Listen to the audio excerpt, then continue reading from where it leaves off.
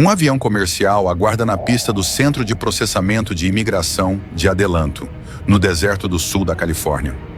Dentro dele, um homem de 42 anos olha pela janela pela última vez para o solo americano. Seu nome é Gerson Nellon Priscila Flores. Natural do Equador, residente legal nos Estados Unidos por 25 anos. Acusado de participar do maior roubo de joias da história americana. 100 milhões de dólares, ouro, diamantes, rubis, esmeraldas, relógios Rolex e Cartier. Tudo desapareceu em 27 minutos. Ele deveria estar em um tribunal federal. Deveria enfrentar 15 anos de prisão. Deveria prestar contas às 14 famílias de joalheiros cujas vidas foram destruídas. Mas não está. O motor do avião acelera, as portas se fecham, e enquanto a aeronave decola rumo ao Equador, os promotores federais nos Estados Unidos ainda não sabem que seu principal suspeito acabou de escapar da justiça americana. Uma falha do sistema, dirão os especialistas. A mão esquerda não sabia o que a mão direita estava fazendo, declarará a ex-promotora federal Lori Levinson. O advogado das vítimas, Jerry Kroll, resumirá de forma mais direta. Meus clientes estão em choque. Querem saber como isso pôde acontecer.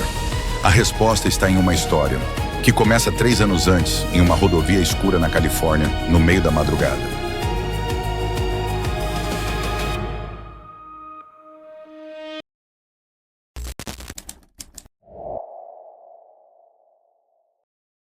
Duas da manhã de 11 de julho de 2022. Lebec, Califórnia. Um posto de caminhões chamado Flying J Travel Center, 130 quilômetros ao norte de Los Angeles. Um caminhão articulado da Brinks, a maior empresa de segurança e transporte de valores do mundo, está estacionado no pátio. Dentro da cabine blindada, 2 guardas armados. Um deles, James Beatty, está no volante. O outro, Tandy Motley, dorme no beliche atrás do assento do motorista. O trailer não é blindado. Apenas um cadeado comum e um selo plástico vermelho protegem a porta traseira. Dentro dele, 73 sacolas. Cada uma pesando entre 32 e 45 quilos, embaladas em plástico laranja idêntico. Elas contêm a fortuna de 14 joalheiros que participaram do International Gem and Jewelry Show em San Mateo. São diamantes avulsos, alguns avaliados em $500 mil cada. Colares de diamantes amarelos de 25 quilates. Opalas negras australianas. Rubi birmanês. Cerca de 100 relógios Rolex e Cartier. Peças únicas construídas ao longo de 40 anos de carreira. Motley entra no posto para comprar comida. Ele passa 27 minutos longe do caminhão. Quando retorna, o selo vermelho está cortado. O cadeado, desaparecido. 24 sacolas sumiram. Tínhamos um cadeado aqui e ele sumiu. Motley dirá aos policiais nas imagens de câmera corporal. Procuramos em volta. Nada. O roubo aconteceu em silêncio absoluto. O outro motorista dormiu durante todo o roubo. O que os guardas da Brinks não sabiam era que estavam sendo observados há dias. Os ladrões não eram amadores. 3 dias antes do roubo, em 8 de julho de 2022, um homem chamado Jazael Padilla Resto entrou no International Gem and Jewelry Show em San Mateo. Padilla usava vários nomes falsos. Ricardo Noel Moya, Ricardo Barbosa, Alberto Javier Loza Chamorro. Ele passou 3 dias estudando a feira, observando os joalheiros, mapeando seus movimentos, falando ao telefone com cúmplices do lado de fora. No último dia do evento, 3 outros homens apareceram. Carlos Victor Mestanza Cercado, Pablo Raul Lugo Larroig e Jorge Henrique Alban. Eles não foram ver joias. Foram observar o caminhão da Brinks sendo carregado. À tarde, os guardas começaram a empilhar as 73 sacolas no trailer. Beatty e Motley notaram algo estranho. Um homem em um veículo próximo os observava com intensidade. Eles não o confrontaram. Motley comentou com colegas da Brinks. Informou ao organizador do evento. Mas ninguém tomou providências. Quando o caminhão da Brinks deixou o centro de eventos naquela noite, 6 homens o seguiram. Eles se comunicavam por telefone celular. O caminhão seguiu pela Interstate 5, a principal artéria norte-sul da Califórnia. Os ladrões o acompanharam por 480 quilômetros. Pararam quando ele parou em Button Willow. Esperaram quando ele parou em Lebec. E quando Motley entrou no posto de gasolina às 2 da manhã, eles agiram. Em menos de 30 minutos, cortaram um selo, quebraram o cadeado e extraíram 24 das 73 sacolas. A escolha não foi aleatória. As sacolas tinham etiquetas coloridas indicando o valor declarado do conteúdo. Os ladrões pegaram as mais valiosas. É difícil acreditar que foi coincidência, disse Jean Malky, um dos joalheiros roubados. Eles sabiam quando o caminhão ia sair, sabiam onde ia parar, sabiam quanto tempo ia parar. O roubo da Brinks não foi o primeiro crime do grupo. Segundo a acusação federal, os 7 homens já vinham aperfeiçoando sua técnica há meses. Em 2 de março de 2022, 4 meses antes do roubo das joias, os ladrões seguiram um caminhão carregando eletrônicos Samsung em Ontário, Califórnia. Quando o motorista parou para comprar algo em uma loja, eles distraíram o homem enquanto outros membros do grupo saquearam. Levaram $240.570 em mercadorias. Menos de 2 semanas depois, o grupo atacou novamente. Desta vez, um caminhão transportando Apple AirTags em Fontana. O motorista os flagrou no ato. Um dos ladrões sacou uma faca e gritou: "Não se mexa ou vou acabar com você!" Levaram $57.377 em produtos. Em 25 de maio de 2022, tentaram arrombar um caminhão em um posto de Fontana usando um pé de cabra. Falharam. Mas no mesmo dia, encontraram outro alvo e roubaram $14.080 em eletrônicos Samsung. Os roubos tinham um padrão claro: seguir caminhões de carga, esperar o motorista, se distrair, agir com velocidade cirúrgica. O roubo da Brinks foi a graduação final.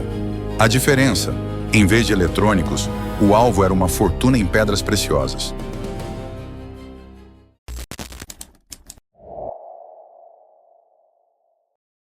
Após o roubo, as 24 sacolas foram levadas para East Hollywood. O saque foi dividido, e então os ladrões desapareceram. Nos dias seguintes, 5 dos 6 suspeitos desativaram os telefones celulares que usaram durante o crime. O FBI assumiu a investigação, interrogou os guardas da Brinks, analisou imagens de câmeras de segurança, rastreou registros telefônicos, mas os joalheiros não sabiam de nada. Arnold Duke, diretor do International Gem and Jewelry Show, havia trabalhado no setor por 45 anos. Nunca tinha visto nada parecido. "Nunca tivemos nada remotamente próximo disso", disse a CNN. Um comerciante que não quis se identificar contou à imprensa: 30 anos do trabalho da minha vida foram roubados. Jean Malky, coproprietário da 47th and the 5th Inc., perdeu aproximadamente 650 peças de joias, incluindo um colar com 25 quilates de diamantes amarelos, uma opala negra australiana rara e um rubi birmanês. "Há dias em que você esquece essa história toda", Malky disse ao Los Angeles Times anos depois. Semanas após o roubo, antes de qualquer prisão, uma guerra legal começou. A Brinks processou os 14 joalheiros. O argumento da empresa: os clientes haviam declarado um valor total de apenas $8,7 milhões em seus formulários de transporte. Se o seguro cobria apenas esse valor, a Brinks pagaria apenas esse valor. Os joalheiros contra-atacaram com um processo de $200 milhões. Eles admitiram em depoimentos que sim, haviam subdeclarado suas mercadorias. "Era uma decisão de negócios", explicou Malky. O seguro adicional era proibitivamente caro. Muitos dos joalheiros eram operadores individuais, negócios familiares que não podiam arcar com as taxas. Todos confiavam na Brinks. Em décadas de trabalho, a empresa nunca havia perdido nada. Mas os joalheiros também acusaram a Brinks de negligência grosseira. O trailer não era blindado. A única proteção era um cadeado comum. Um dos guardas dormia enquanto o outro estava longe do veículo por quase meia hora. A Brinks dormiu e seus clientes perderam, declarou Jerry Kroll, advogado das vítimas. Eles deveriam estar oferecendo uma recompensa. A disputa legal se arrastou por anos. 3 joalheiros aceitaram acordos confidenciais com a Brinks.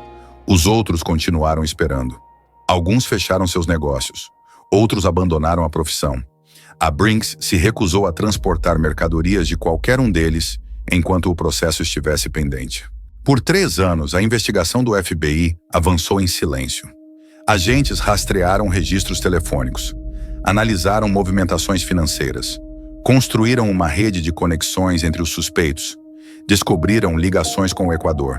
Em algum momento, um dos suspeitos fugiu para o Panamá.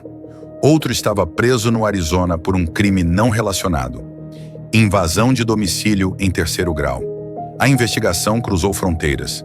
Em junho de 2025, 3 anos após o roubo, o grande júri federal em Los Angeles selou uma acusação contra 6 homens.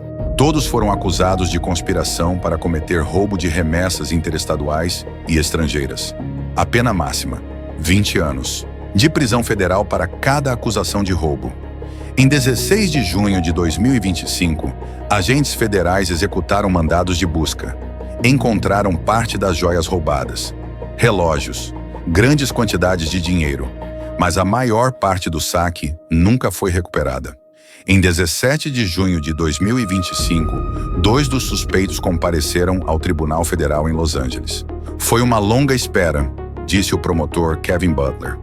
Houve momentos em que as vítimas e os membros da equipe se perguntaram se veríamos esse sucesso. Jazael Padil Arresto, que estava preso no Arizona por outro crime, foi transferido para a jurisdição federal. Carlos Mestanza foi preso no Panamá em julho de 2025 e extraditado para os Estados Unidos. Pablo Lugo e Jorge Alban foram libertados sob fiança. E Jason Priscila Flores, o homem de 42 anos de Upland, compareceu ao tribunal em junho de 2025. Ele se declarou inocente. Um juiz federal concedeu sua libertação mediante fiança de $275 mil. A defesa argumentou que ele era residente legal permanente. Vivera nos Estados Unidos por 25 anos. Tinha raízes na comunidade. O julgamento foi marcado para fevereiro de 2026. As vítimas esperavam, finalmente, um acerto de contas.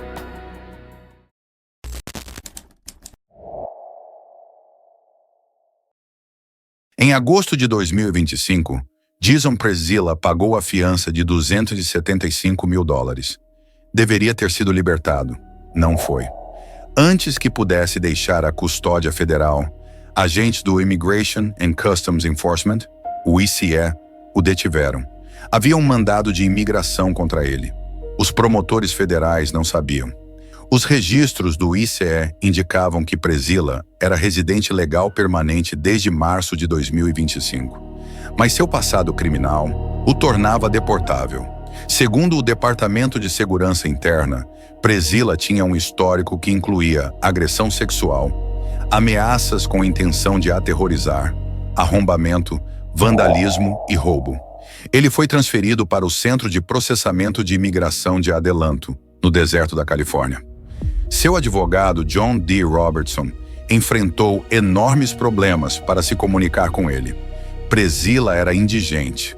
Não podia pagar um advogado de imigração. E os promotores federais que estavam construindo o caso contra ele não faziam ideia do que estava acontecendo. 16 de dezembro de 2025. Uma sala de audiência no Centro de Processamento de Adelanto. Jason Priscila. Flores compareceu sem advogado. O juiz de imigração apresentou suas opções. Ele podia lutar contra a deportação. Podia alegar seu status de residente permanente. Podia tentar permanecer nos Estados Unidos para enfrentar o julgamento criminal. Se fosse condenado, cumpriria até 15 anos de prisão. Depois seria deportado de qualquer forma. Ou podia escolher a saída voluntária. Priscila admitiu todas as alegações contra ele no processo de imigração. Pediu para ser deportado para o Chile. O juiz negou o pedido de saída voluntária, mas emitiu uma ordem final de remoção. O destino: Equador, o país onde nasceu. De acordo com a análise das notas pelo assistente especial do procurador dos Estados Unidos, o juiz de imigração considerou o réu elegível para buscar várias opções diferentes de alívio, mas após discutir com o juiz, o réu optou por não buscá-las e solicitou saída voluntária. Priscila escolheu a deportação em vez da prisão. 28 de dezembro de 2025, 12 dias após a audiência de imigração. Jason Priscila Flores embarcou em um voo para o Equador. Seu advogado criminal não foi notificado. Os promotores federais não foram consultados. Desconhecido para os promotores, o réu foi levado para a custódia de imigração, escreveu o escritório do procurador do Sr. Nonair nos documentos do tribunal. Lá, ele enfrentou duas opções: afirmar seu status de residente legal permanente, lutar contra seu caso criminal e enfrentar uma sentença criminal potencialmente longa, apenas para possivelmente ser deportado após sua libertação, ou renunciar aos seus direitos de imigração, se autodeportar e evitar toda a exposição criminal. Ele escolheu a última. Em 8 de janeiro de 2026, o advogado de defesa John Robertson enviou um e-mail para a promotora Jenna McCabe. Priscilla havia sido deportado. McCabe respondeu com surpresa genuína.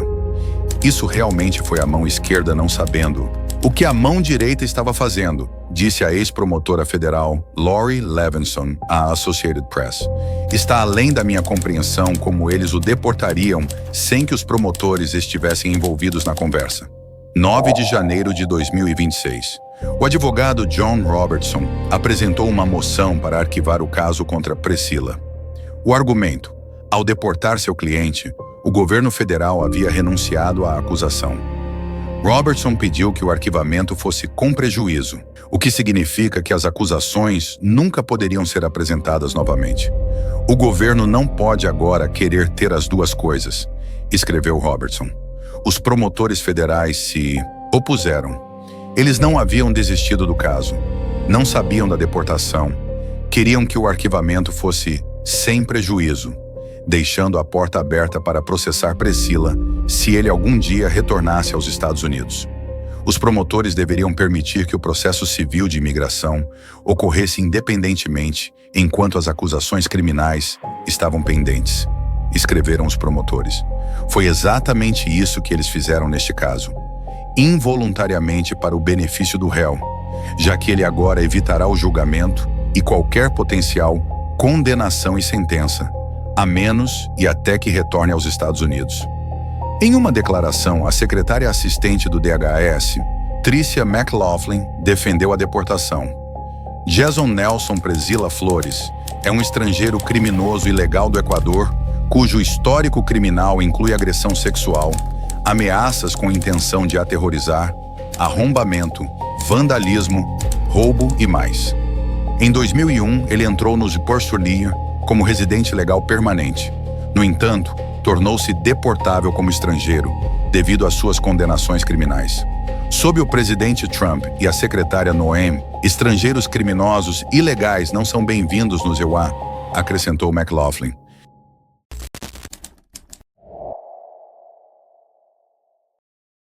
Para as 14 famílias de joalheiros que perderam tudo, a notícia da deportação foi devastadora.